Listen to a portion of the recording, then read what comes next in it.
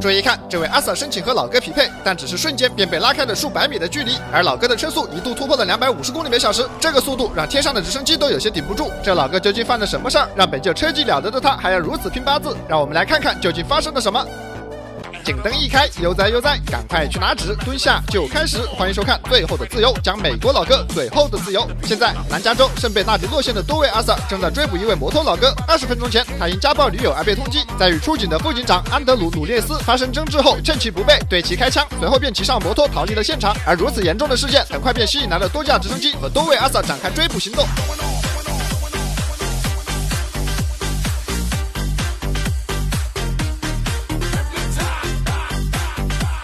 可以看到，老哥的车技娴熟，路上的 NPC 和他相比，如同是在倒退一般，这给地面部队增加了极大的难度。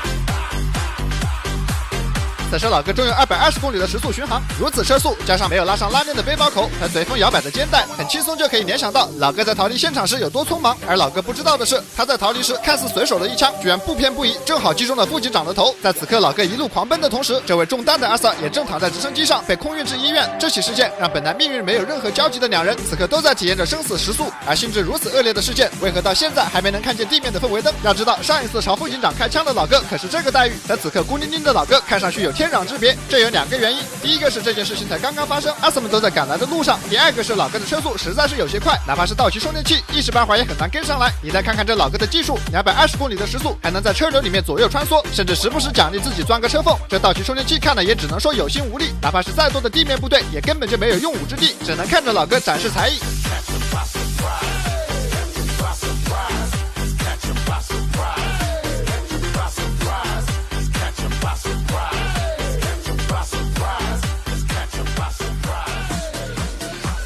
来了，2辆道奇充电器距离老哥大约300米。从图上的颜色来看，这是加州的州警。平时都笑话加州的阿 Sir 是婚车队，但在这种时候还能跟住老哥不掉队，可见其实力毋庸置疑。看来还是世人对加州阿 Sir 的误解太深。此时直升机给到镜头特写，被这么长个家伙究竟是什么玩意儿？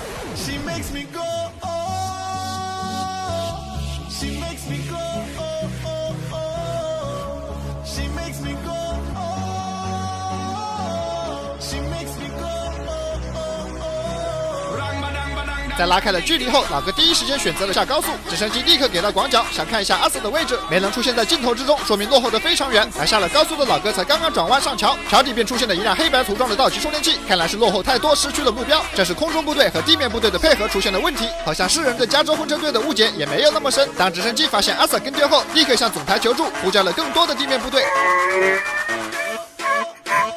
2辆来势汹汹的道奇充电器就这么被甩开，可见这位老哥的实力非同一般。现在让我们来看一下老哥的战力表。好，居然是位6星巅峰的老哥，难怪显得如此游刃有余，还能抽空和天上的直升机打招呼。而老哥的座驾也非同一般，这是一辆宝马 S1000双 R， 这辆车搭载1000cc直列4缸发动机，最大马力206，100公里加速仅需2.3秒，最高车速更是能突破300公里每小时。强悍的动力，灵活的操控，再搭配上老哥6星巅峰的技巧，就算是7星局长来也能站得有来有回。而当老哥跑得正欢时，前方一位阿 Sir 早已等候多时。当发现这位阿 Sir 的座驾同样是摩托时，老哥的胜负欲立刻就上来了，短短的几秒钟便将车速提到了250公里每小时，直接无视了路上连绵不断的车流。这一瞬间的爆发，别说是刚匹配上的阿 Sir， 就连天上的直升机都有些顶不住，确实是有点东西。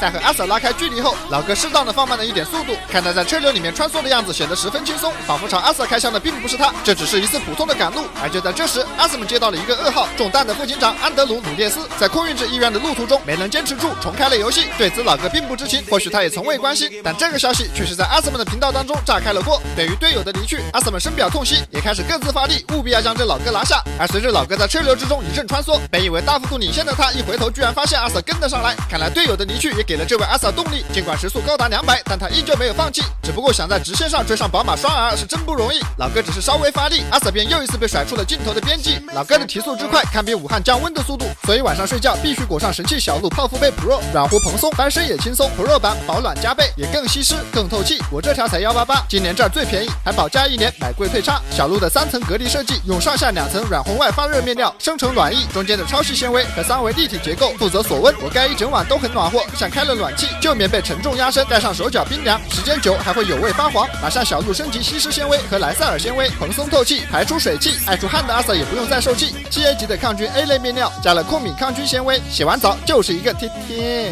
不用担心跑棉，因为内芯有行缝固定，用洗衣机滚也很平整。需要的兄弟根据你那的温度选择厚度和尺寸，4季款和加厚款全都有。双11叠加优惠券，到手全年底价送运险，2年内有问题免费换新，快冲！要知道道奇充电器已经跟丢，这位奇景可是大家最后的希望。如果连他都搞不定，那恐怕就只能用最坏的打算关闭高速了，不然很难有阿 Sa 能与之匹敌。而此时老哥正不断的回头，看来是这位阿 Sa 并没有落后多少，给了他压力，而或许是有意和这位阿 Sa 一战，老哥故意放慢了车速，他一边回头确认着阿 Sa 的距离，一边盘算着用什么方式给他致命一击。当阿 Sa 靠近时，老哥一边躲开路上的石头，一边上去就给了阿 Sa 一个贴贴。这一下阿 Sa 纹丝未动，反倒是老哥差点失控。这阿 Sa 比他想的更强，眼看一击不成，老哥再次拉开距离进行调整。